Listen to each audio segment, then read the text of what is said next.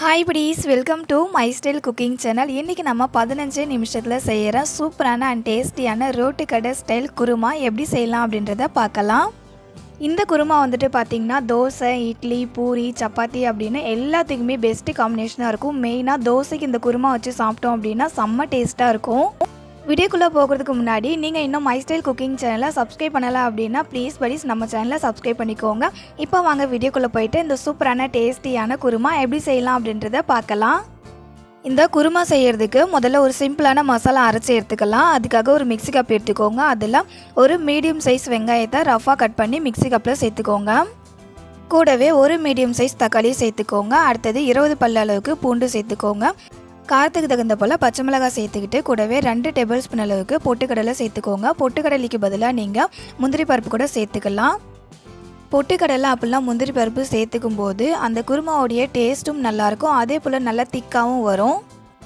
அடுத்தது ஒரு table spoon அளவுக்கு சோம்பு சேர்த்துக்கோங்க. சோம்பு சேர்த்ததுக்கு அப்புறமா இதில் ஒரு 4 லவங்கம் சேர்த்துக்கிட்டு ஒரு 2 சின்ன சைஸ் பட்டை சேர்த்துக்கோங்க.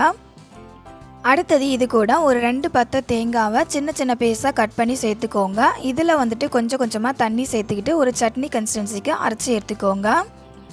இந்த அளவுக்கு நல்ல ஒரு ஃபைன் பேஸ்ட் கன்சிஸ்டன்சிக்கு அரைச்சி எடுத்துக்கோங்க. இந்த மசாலா ஒரு பக்கம் அப்படியே இருக்கட்டும். அடுத்தது நம்ம குருமா செய்கிறதுக்கு ரெடி பண்ணிக்கலாம். அதுக்காக ஸ்டவ் ஆன் பண்ணிவிட்டு ஒரு வானல் வச்சுக்கோங்க. வானல் நல்லா சூடானதுக்கப்புறமா அதில் 3 டேபிள் ஸ்பூன் அளவுக்கு எண்ணெய் சேர்த்துக்கிட்டு எண்ணெய் சூடானதுக்கப்புறமா அதில் ஒரு 1/4 டேபிள் ஸ்பூன் அளவுக்கு சோம்பு சேர்த்துக்கிட்டு நல்லா பொரிய விட்டுடுங்க. சோம்பு பொரிஞ்சு வந்ததுக்கப்புறமா ஒரு மீடியம் சைஸ் வெங்காயத்தை சின்ன சின்னதாக கட் பண்ணி சேர்த்துக்கிட்டு அது ஒரு கண்ணாடி பதம் வர வரைக்கும் வதக்கி விட்டுக்கலாம். வெங்காயம் இந்த அளவுக்கு கண்ணாடி பதத்துக்கு வதங்கி வந்ததுக்கப்புறமா இதில் ஒரு சின்ன சைஸ் உருளைக்கிழங்கு நல்லா பொடி பொடியாக கட் பண்ணி சேர்த்துக்கோங்க. சேர்த்துக்கிட்டு இந்த உருளைக்கிழங்கு பாதி அளவுக்கு வெந்து வர வரைக்கும் வதக்கி விட்டுக்கலாம். உருளைக்கிழங்கு சீக்கிரமாக வெந்து வர்றதுக்காக இதில் ஒரு 1/4 டேபிள் ஸ்பூன் அளவுக்கு உப்பு சேர்த்துக்கிட்டு வதக்கி விட்டுக்கோங்க. சீக்கிரமாக வதங்கி வந்துடும். உருளைக்கிழங்கு பாதி அளவுக்கு வெந்து வந்ததுக்கப்புறமா இதில் ஒரு மீடியம் சைஸ் தக்காளியை சின்ன சின்னதாக கட் பண்ணி சேர்த்துக்கிட்டு அந்த தக்காளி நல்லா வதங்கி வரணும், அது வரைக்கும் வதக்கி விட்டுக்கோங்க. பாருங்கள், தக்காளி இந்த அளவுக்கு வதங்கி வந்ததுக்கப்புறமா இதில் கொஞ்சமாக புதினா இலைகள் சேர்த்துக்கிட்டு ஒரு நிமிஷத்துக்கு வதக்கி விட்டுக்கோங்க. இந்த குருமாவில் கொஞ்சமாக புதினா இலைகள் சேர்த்து செய்கிறதால குருமாவுடைய மனம் அவ்வளோ ஒரு சூப்பராக இருக்கும். புதினா சேர்த்து ஒரு நிமிஷத்துக்கு வதக்கி விட்டதுக்கப்புறமா இதில் ஒரு 1/2 டேபிள் ஸ்பூன் அளவுக்கு கார மிளகாத்தூள் சேர்த்துக்கலாம். கார மிளகாத்தூள் கலருக்காக மட்டும்தான் சேர்த்துருக்கேன். அடுத்தது இதில் ஒரு டேபிள் ஸ்பூன் அளவுக்கு கொத்தமல்லி தூள் சேர்த்துக்கிட்டு கூடவே 1/4 டேபிள் ஸ்பூன் அளவுக்கு மஞ்சத்தூள் சேர்த்துக்கலாம். அடுத்தது இதில் ஒரு டேபிள் ஸ்பூன் அளவுக்கு நம்ம வீட்டில் யூஸ் பண்ணுவோம்ல குழம்பு மிளகாத்தூள், அந்த மிளகாத்தூள் சேர்த்துக்கோங்க. இது எல்லாத்தையுமே சேர்த்ததுக்கப்புறமா ஒரு 5 நிமிஷத்துக்கு இதோடைய பச்சை வாசனை போகிற வரைக்கும் வதக்கி விட்டுக்கலாம்.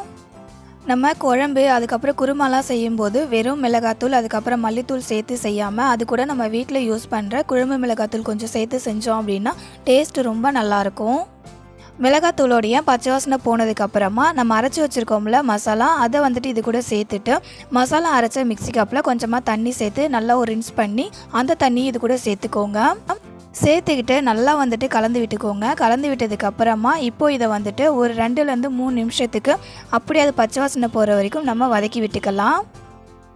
மசாலாவுடைய பச்சை வாசனை கம்ப்ளீட்டாக போனதுக்கப்புறமா முதல்ல கொஞ்சமாக தண்ணி சேர்த்துக்கிட்டு இந்த மசாலாவை நல்லா கலந்து விட்டுக்கோங்க. மசாலாவையும் தண்ணியும் நல்லா கலந்து விட்டதுக்கப்புறமா உங்களுக்கு எந்த அளவுக்கு குருமா வேணுமோ அதை விட கொஞ்சம் அதிகமாக தண்ணி சேர்த்துக்கோங்க. அப்போ தான் இந்த குருமா கொதித்து ரெடியாகி வரும்போது உங்களுக்கு எந்த அளவுக்கு குருமா வேணுமோ அந்த அளவுக்கு குருமா கிடைக்கும். தேவையான அளவுக்கு தண்ணி சேர்த்துட்டு நல்லா கலந்து விட்டுக்கோங்க. கலந்து விட்டதுக்கப்புறமா குருமாவுக்கு தேவையான அளவுக்கு நம்ம உப்பு சேர்த்துக்கலாம். நான் ஒரு 3/4 டேபிள் ஸ்பூன் அளவுக்கு உப்பு சேர்த்துருக்கேன். உப்பு சேர்த்துட்டு நல்லா கலந்து விட்டுக்கோங்க. கலந்து விட்டதுக்கப்புறமா உப்போடைய டேஸ்ட் கரெக்டாக இருக்கான்னு செக் பண்ணி பார்த்துக்கோங்க. உப்புலாம் சேர்த்துட்டு உப்போடைய அளவு செக் பண்ணதுக்கப்புறமா குருமா இந்த அளவுக்கு நல்லா கொதித்து வந்ததும் க்ளோஸ் பண்ணிவிட்டு ஒரு 10 நிமிஷத்துக்கு அப்படியே குருமாவை கொதிக்க விட்டுடுங்க. 10 நிமிஷத்துக்கு குருமாவை கொதிக்க விட்டதுக்கப்புறமா ஓப்பன் பண்ணி பார்க்கலாம். அவ்வளோதான், நாக்குக்கு ருசியான மணக்க மணக்க ரோட்டுக்கடை குருமா ரெடி ஆயிடுச்சு. குருமாவோடைய டெக்ஸ்சருமே நல்லா ஓரளவுக்கு திக்காக இருக்குது. இந்த அளவுக்கு திக்காக இருக்கும்போது நம்ம ஸ்டவ்வை ஆஃப் பண்ணோம் அப்படின்னா தான் இதோடைய சூடு ஆறுனதுக்கப்புறமா நமக்கு கரெக்டான ஒரு திக்னஸ்க்கு குருமா கிடைக்கும். இந்த குருமா பார்த்திங்கன்னா நான் ஏற்கனவே சொன்ன மாதிரி இட்லி, தோசை, அதுக்கப்புறம் சப்பாத்தி, பூரி, அதுக்கப்புறம் நம்ம பரோட்டா கூட வச்சு சாப்பிடலாம். அவ்வளோ ஒரு சூப்பராக இருக்கும். கண்டிப்பாக இதே போல் இந்த குருமாவை நீங்களும் செஞ்சு பாருங்கள். செஞ்சு பார்த்துட்டு உங்களுடைய ஃபீட்பேக்கை கமெண்ட் பாக்ஸில் என் கூட ஷேர் பண்ணிக்கோங்க. குருமாவுடைய டெக்ஸ்சரை பாருங்களேன், எவ்வளோ ஒரு சூப்பராக இருக்குல்ல. இதோட டேஸ்ட்டுமே அவ்வளோ ஒரு பக்காவாக இருந்துச்சு. ஸோ கண்டிப்பாக இதே போல் குருமா செஞ்சு நீங்களும் சாப்பிட்டு பாருங்கள், உங்களுக்கு ரொம்பவே பிடிக்கும். இந்த சிம்பிளான அண்ட் டேஸ்டியான ரோட்டுக்கடை ஸ்டைல் குருமா உங்களுக்கு பிடிச்சிருந்தது அப்படின்னா இந்த வீடியோக்கு ஒரு லைக் பண்ணுங்கள். லாஸ்ட்டாக இதில் கட் பண்ண கொத்தமல்லி சேர்த்துட்டு சர்வ் பண்ணிக்கலாம். இந்த குருமா ரெசிபியை உங்கள் ஃப்ரெண்ட்ஸ் அண்ட் ரிலேட்டிவ்ஸ்க்கு ஷேர் பண்ணிக்கோங்க, அவங்களுக்கும் ரொம்பவே யூஸ்ஃபுல்லாக இருக்கும். இதே போல் நம்ம சேனலில் வர எல்லா இன்ட்ரெஸ்டிங்கான ரெசிபியும் பார்க்கணும் அப்படின்னா மை ஸ்டைல் குக்கிங் சேனலை சப்ஸ்கிரைப் பண்ணிக்கோங்க. இதே போல் ஒரு சூப்பரான அண்ட் டேஸ்டியான வேறொரு ரெசிபியோட நெக்ஸ்ட் வீடியோவில் மீட் பண்ணலாம். படி தேங்க்யூ ஃபார் யுவர் வாட்சிங்.